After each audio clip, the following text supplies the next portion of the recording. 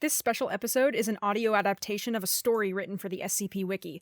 Throughout the show, you'll hear several references to different SCPs by their number. If you're new to SCP or just want to jog your memory on which numbers mean what, check out our listening guide at www.findusalivepodcast/Duke for timestamps and links to the original article for every SCP mentioned. Thank you and enjoy the show.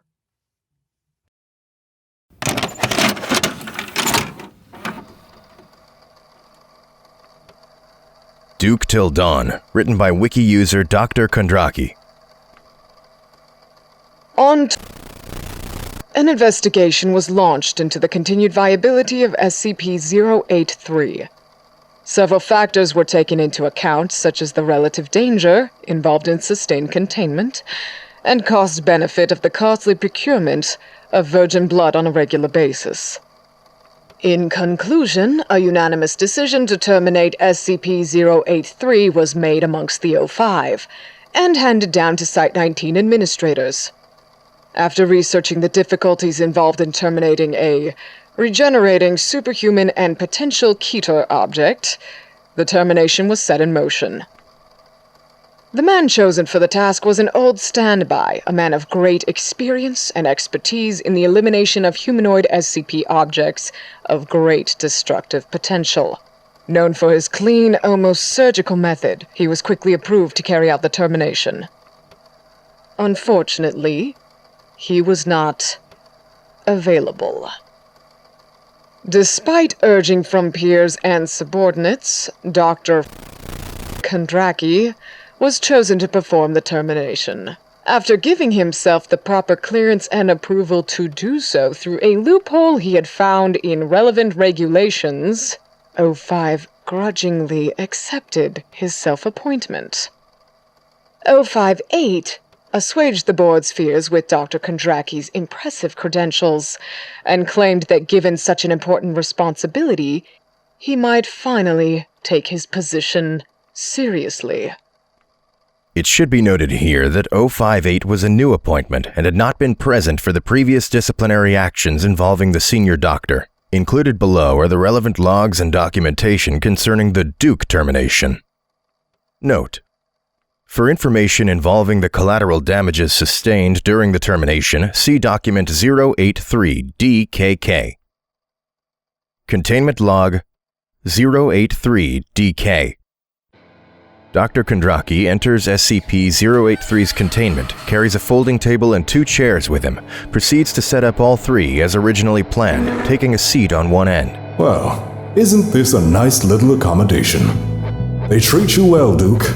Real well for something out of a Bram Stoker novel. Well, I must be doing something right, Doctor. You know, come to think of it, I don't think I've seen you around Site-19. Good, you shouldn't have. Now, let's get on with this interview already. I've got better things to do than chat with a bloodsucker. I'm not calling you on your diet, am I? Besides, I asked for the interview, and as you know, I do get what I want. Sure. Although I remember you requested a woman?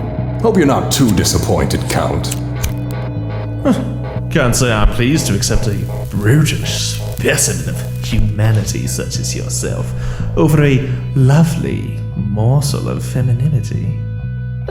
Don't worry, I'll just have to make it up with Miss once we're finished here. Sir?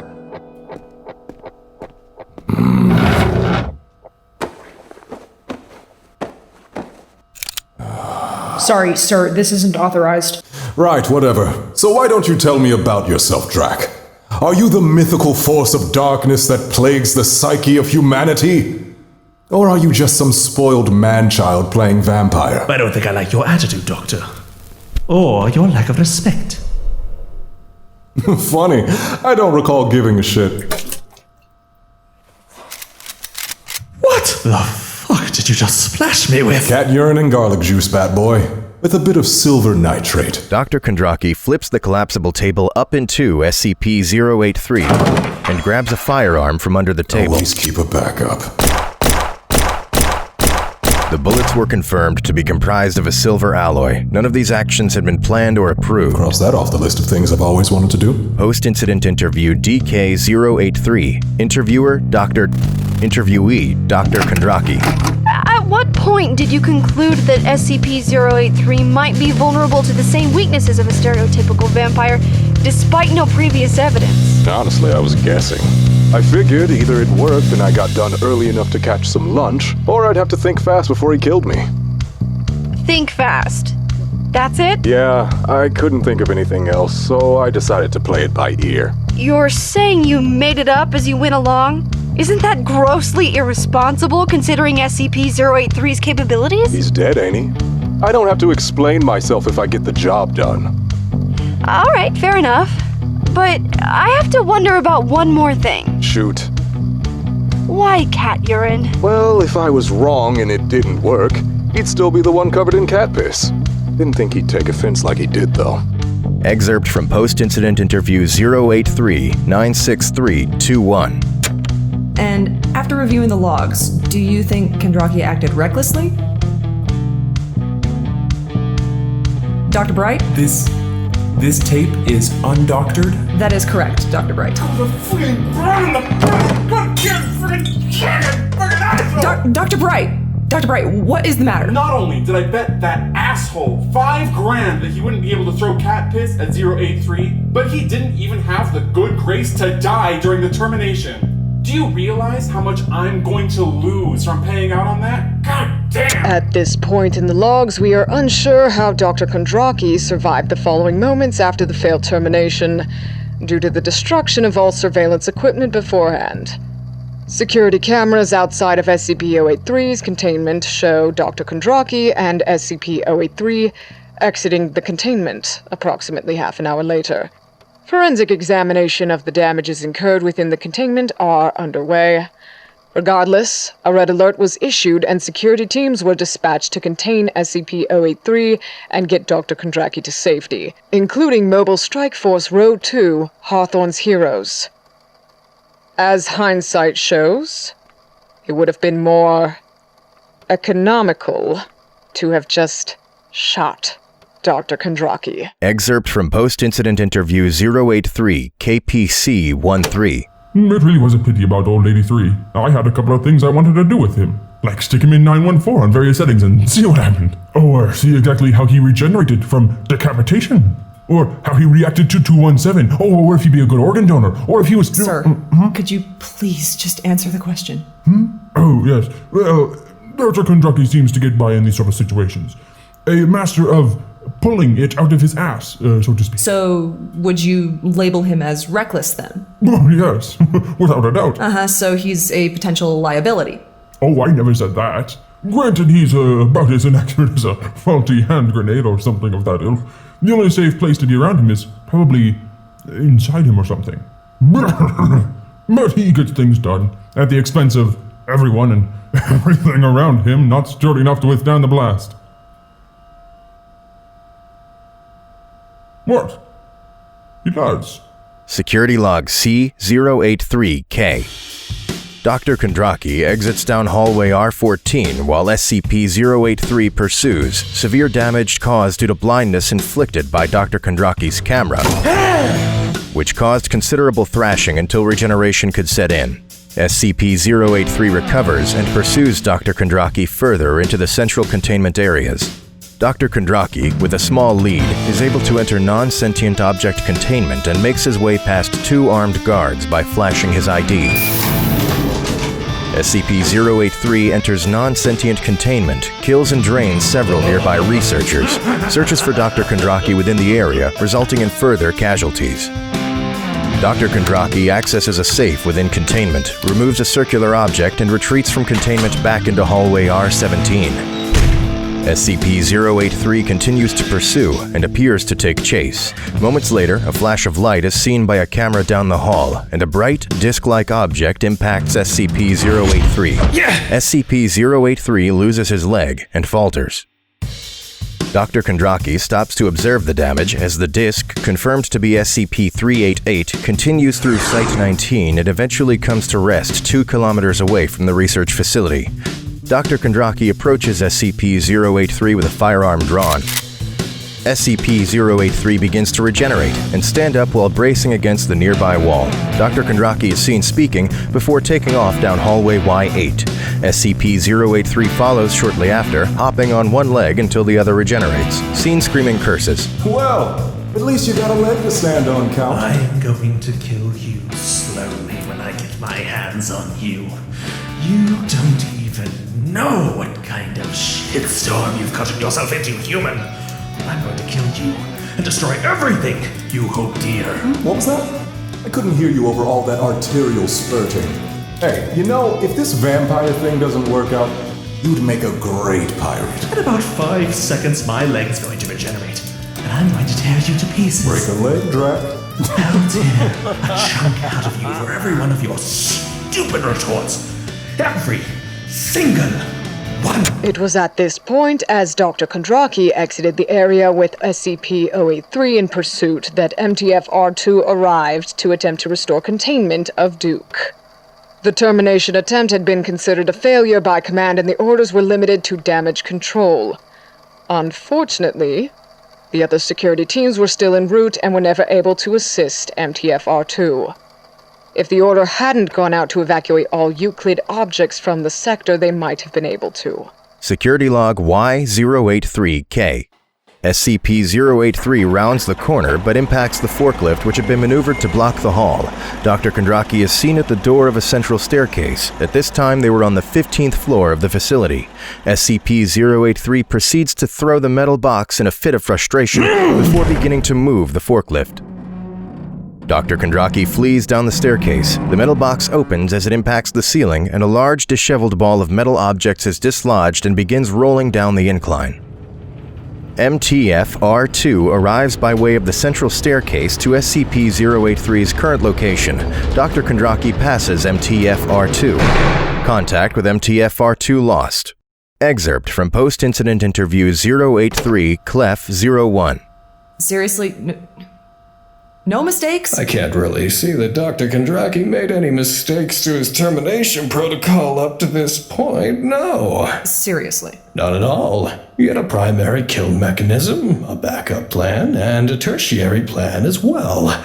The fact that his plan didn't survive first contact with the enemy wasn't his fault. The deaths of MTF-R2 were a sad and unforeseeable consequence of the Euclid-class skips being moved. I see. So tell me, Dr. Clef, what if all of this wasn't part of some plan? What if he'd been making it up as he went along? Oh, well, in that case, sir, I'd say that DrKondraki was a suicidal fool. But he certainly wouldn't have...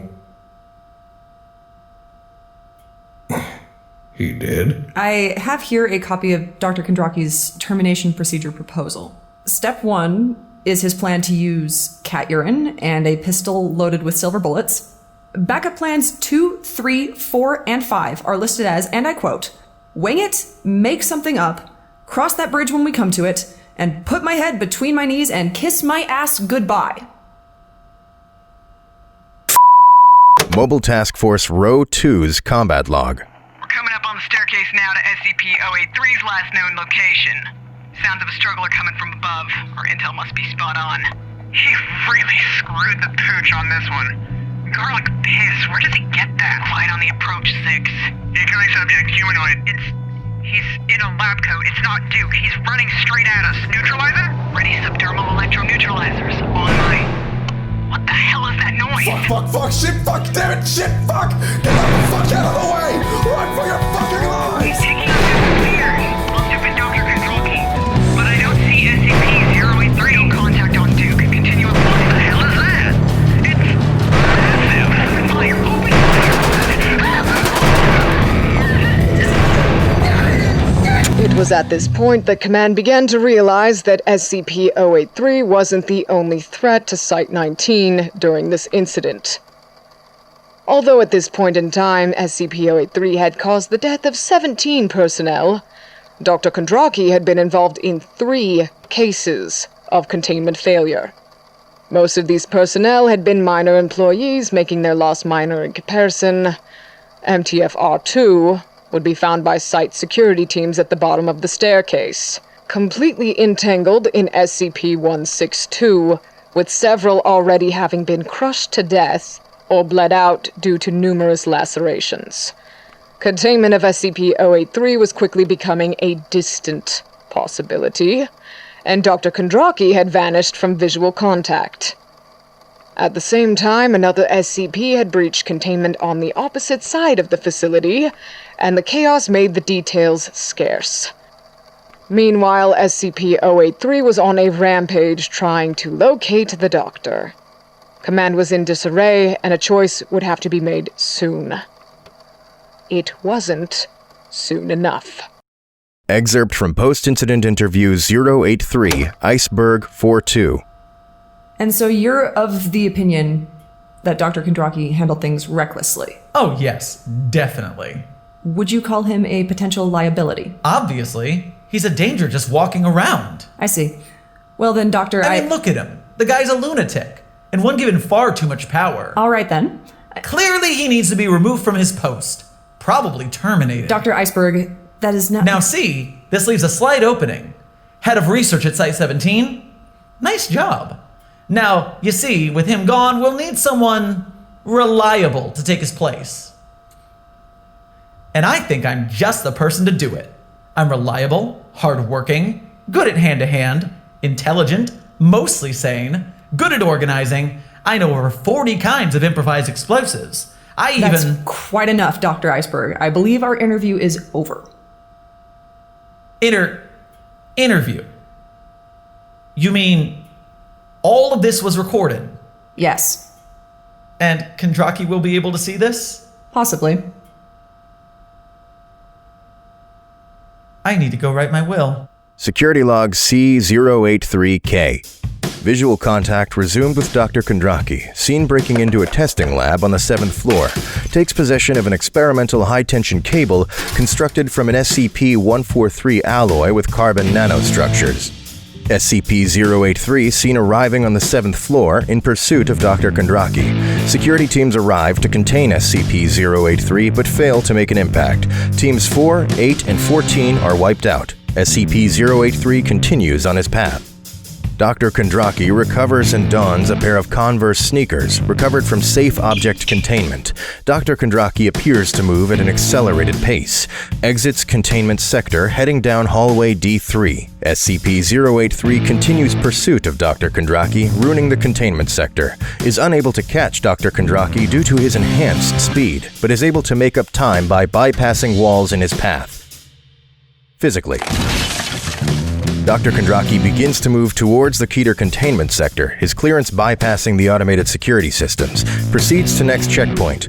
All mobile task forces are alerted to the situation. SCP-083 is slowed by the security checkpoints and further resistance by site security. SCP-083's regeneration is able to keep up with any wounds inflicted. Site put on full alert and all forces are redirected to Keter containment. Dr. Kondraki continues to pass through checkpoints, arrives in a large containment room with a single door opposite to the entrance.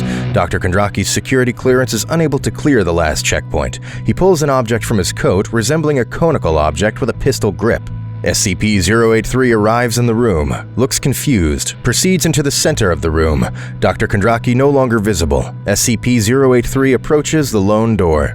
Dr. Kondraki's voice is detected. Appearance of SCP-408 reveals him standing near the entrance to the room. A verbal exchange is observed before Dr. Kondraki speaks into the handheld object. Visuals confirm it to be a megaphone of insignificant make. Tremors begin to rock the area, and several stress fractures are opened on the wall with the door. Containment of Keter-level threat SCP-682 compromised. Excerpt from post-incident interview 083, Dr. Gears 62. Reckless is a relative term. Viewed purely from the vantage point of a termination test carried out against a nearly invulnerable humanoid SCP object, Dr. Kondraki's test achieved only a low to medium degree of collateral damage. So you feel that Dr. Kondraki's actions were acceptable? He achieved his intended goal. However, the loss of manpower, multiple containment breaches, widespread damage to Site-19, and general lack of planning represent a gross oversight on the part of Dr. Kondraki. Demolishing a good chunk of a site is a little more than oversight and planning. If I may say, I think we are focusing on the wrong direction. We assume that Dr. Kondraki is a loose cannon, a person who is reckless and puts zero foresight into anything he does. However, this is a narrow and dangerous assumption. What are you talking about? The human brain has a tendency to view highly complex and rapid patterns as random events. I believe that Dr. Kondraki used the termination of SCP-083 as an excuse, and the resulting highly destructive chase and containment breaches as a distraction. So you're saying he planned it? Not in a traditional sense. To use a mathematical example, he started with the solution and worked backwards to create the problem.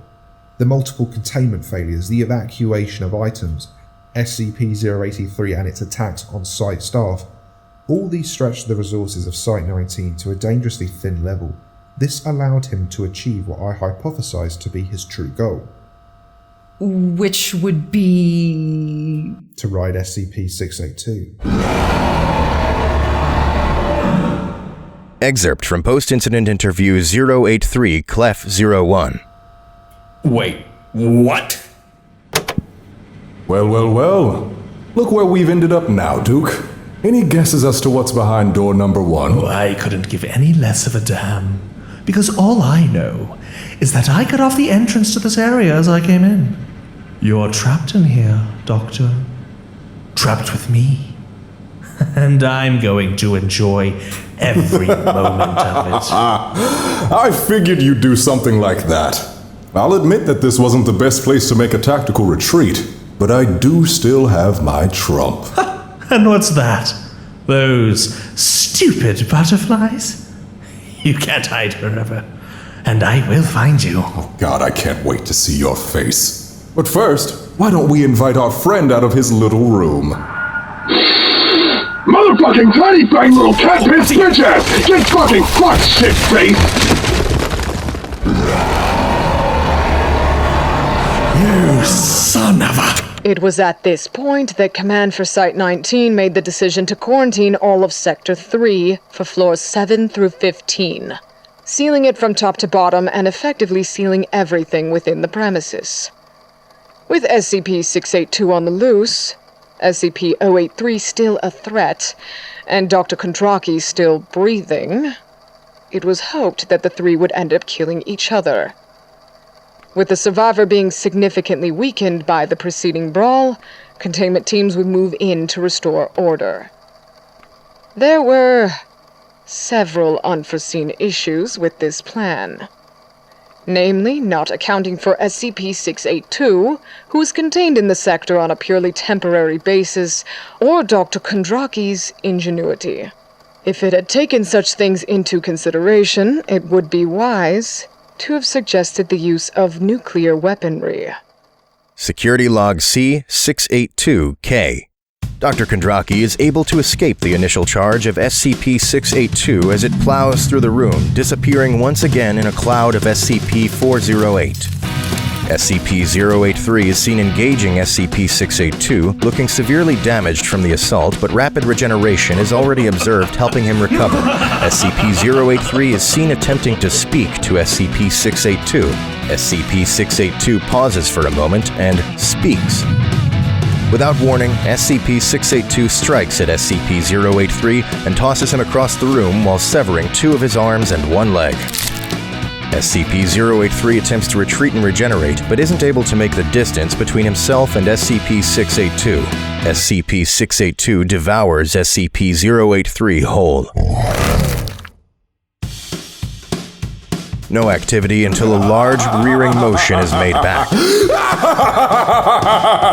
Kondraki is now seen on the back of SCP-682, holding 2 ends of the high-tension cable he had recovered earlier. The rest was fitted into an improvised set of reins. Dr. Kondraki is observed riding SCP-682 while hollering something and waving his hat with his free hand. SCP-682 enters an enraged state and makes a powerful charge towards the entrance. It easily plows through the obstructions made by SCP-083 and then through the ceiling walls. DrKondraki and SCP-682 have breached quarantine. Full evacuation protocols now in motion. It was obvious at this point that things had truly escalated out of control. SCP-083 had been presumed neutralized, yes, but at the cost of releasing SCP-682 into Site-19 without proper personnel to enact containment procedures. Much like causing a flood to put out a kitchen fire, DrKondraki's actions would put the entirety of Site-19 in grave danger. Most of the site's personnel had already been fully evacuated, while emergency teams attempted to stem the losses and mitigate what damages they could. The entire situation had become an unmanageable mess. Ironically, that's the exact kind of mess that DrKondraki excels at managing. Security log C682-19K.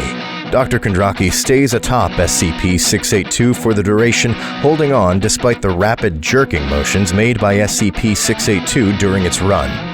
SCP-682 begins to adapt as seen in previous observations, having incurred noticeable damage in its attempts to break through various obstacles. Spikes of bone-like material begin to shoot up from its back in an attempt to harm or kill DrKondraki. DrKondraki incurs several wounds in this manner, able to avoid most of the protrusions. He attempts to make a hard turn by pulling against the cables and is able to direct SCP-682 from his course. SCP-682 continues to charge forward, now directed towards the personnel dormitories.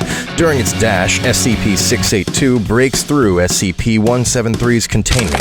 At this time, both SCP-682 and DrKondraki are observed to keep direct eye contact with SCP-173, despite continuing their attempts to outmaneuver the other. DrKondraki is observed to speak to SCP-682, and a series of growls are recorded matching SCP-682's voice. SCP-682 begins to crash its back into walls and ceilings, trying to crush the Doctor.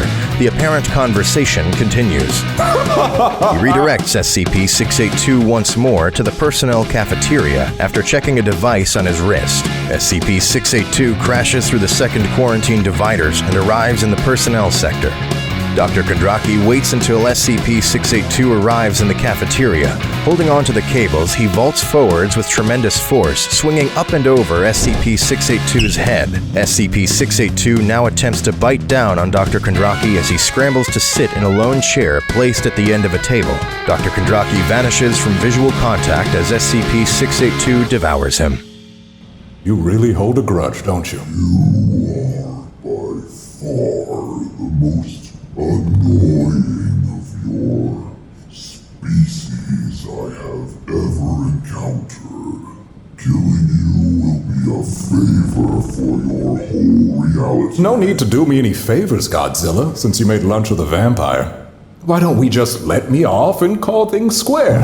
I guess that's not an option. How about you just take me to my ride and I'll get out of your hair? Not only the most annoying, but the one most lacking of common sense. The only way this ends is with you dead and rotting faster than you already are. Fair enough. Let's try that. That may be the first thing I've ever heard from one of you repulsive things that I've agreed with. Evacuation log SE-19.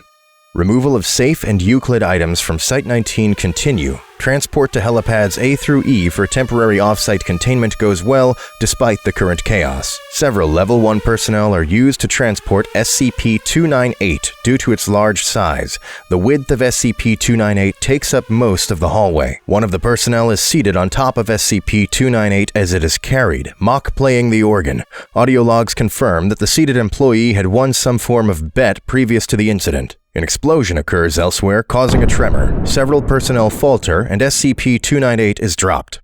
An odd sound is heard and noticed by several of the men. The sound is now confirmed to be that of displaced air. The personnel move to the back of the organ as they begin to hear a struggle. Dr. Kondraki is spotted, having incurred several injuries. Making a leap, he bounds over SCP-298.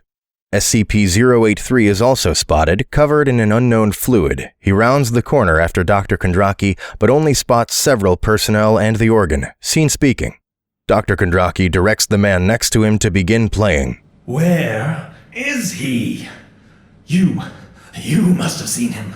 Tell me where he is, and I might not kill all of you. Who? That crazy guy who just ran past, he's right behind this thing. Good. Maybe I'll even add you to my security detail. What an honor that would be. What the hell is that sound? Bach. It's Bach. I like to call it Sucks to Be You Overture. Is that my blood? What are you doing to my blood? Should I keep playing, sir? Don't you dare stop. Not even for a moment. Stop. I'll do anything you want. Anything. Just stop playing that thing. I can't. So I was right. You can't regenerate your blood. I don't want to die. I shouldn't have to die. No, not me. I'm not like you. Everybody dies, Duke. Just matters who dies on a given day. And today's your lucky one. Son of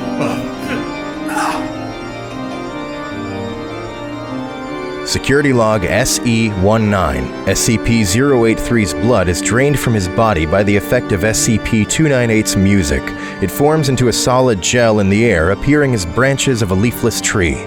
Dr. Kondraki moves from SCP-298's platform, instructing him to keep playing. He disappears into a room down the hall. SCP-083's blood is now completely drained, causing his desiccated corpse to fall prone. His body seems to undergo an extremely rapid decomposition, the corpse being reduced to a hollow skeleton within a minute. Dr. Kondraki returns with a glass container and instructs the player to stop. He begins to collect the gelled blood from the air, placing it into the clear container. After less than a minute, the blood liquefies. Personnel appear to lack comprehension of the event that has just occurred. Dr. Kondraki seals the container and approaches the skeleton. Retrieving the skull, he places it under his arm. Dr. Kondraki exits Site-19 via helicopter with little trouble, assumed to be part of the evac team. Personnel are still somewhat stunned. The klaxons remind them that SCP-682 is still loose within Site-19. Excerpt from Post-Incident Interview 083, AR-959. So do you not think that Kondraki behaved recklessly? I didn't say that, but relatively, compared to some of the things he's done, at least this one had somewhat of a plan. Or a facsimile of one. You have viewed the entirety of the logs, yes? Yep, all of it. A few times, actually. I had to review my favorite parts. And you have no worries about Dr. Kondraki being a liability or a danger? Look, the man's a master of the indie ploy, and sometimes, actually, all of the time, there's collateral damage. But that doesn't change the fact that he, in some bizarre way, knows what he's doing. And hey, if it saved my ass a few dozen times over, that doesn't hurt. So your personal opinion is that he is not a liability? Not as much as Edward effing Cullen there. I mean, I've got just as big a vampire fetish as the next girl who grew up reading Anne Rice, but come on. Plus, throwing cat pee on him, that was beautiful. And in your professional opinion, having worked with Dr. Kondraki in the past? You clearly haven't been to Site-17 lately. Professional is not my forte. Or Kondraki's, for that matter. Shame about Site-19, though. At least it went out in a blaze of badassery.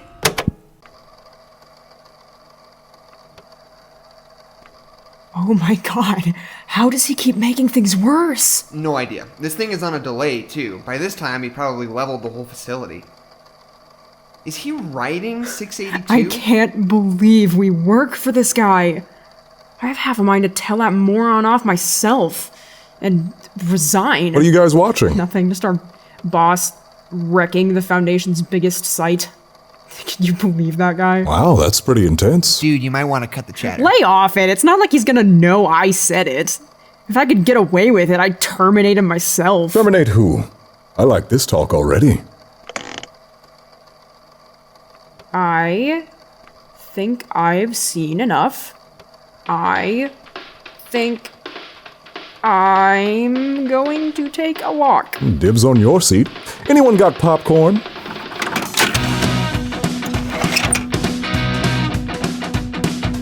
Duke Till Dawn was written by SCP Wiki user DrKondraki and directed by Anna Maguire.